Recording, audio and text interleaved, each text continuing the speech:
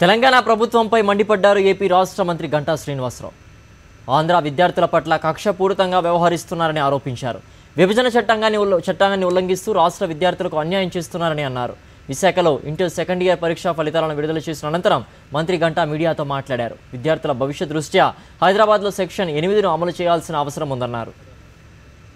ఆయన రెండు స్టేట్లో కూడా కస్టోడియన్ గవర్నర్ ఆయనే కాబట్టి ఆయన దృష్టికి కూడా ఒకసారి మళ్ళీ తీసుకెళ్ళి క్రానలాజికల్గా గతంలో జరిగిన సంఘటనలన్నీ ఇప్పుడు దాకా కూడా వాళ్ళు ఆఫీసుల పట్ల చంద్రకాంత్ గారు కావచ్చు, శ్యాంబాబు గారు కావచ్చు, లేబర్ కమిషనర్ గారు కావచ్చు, వరుసగా వాళ్ళ పట్ల ఏ విధంగా వ్యవహరించారు, ఒక్కొక్క హైయర్ ఎడ్యుకేషన్ కౌన్సిల్ ఎలా చేశారు, ఇంటర్మీడియట్ బోర్డు ఎలా చేశారు, టెక్నికల్ ఎడ్యుకేషన్ ఎలా చేశారు, లేటెస్ట్గా ఇవి ఎలా చేశారు, ఓపెన్ యూనివర్సిటీ అలాగే పొలిటికల్ ఇన్స్టిట్యూట్.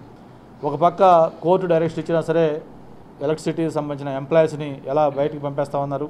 ఇవన్నీ కూడా మళ్ళీ ఒకసారి ఆయనకి చెప్పి దీన్ని ఖచ్చితంగా ఆయన ఇంటర్వ్యూని కమ్మని చెప్పి కూడా రిక్వెస్ట్ చేస్తా ఉన్నాం.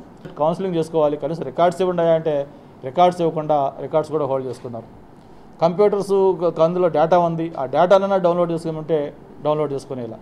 అయితే ఒక విల్ పవర్ తోటి ఖచ్చితంగా పిల్లలకు నష్టం జరగకూడదు అని చెప్పని ఈ కౌన్సిలింగ్ స్టార్ట్ చేసాం, సక్సెస్ఫుల్ చేసుకున్నాం. కానీ మామూలుగా అంత ఇబ్బంది ఎవరు పెట్టరు.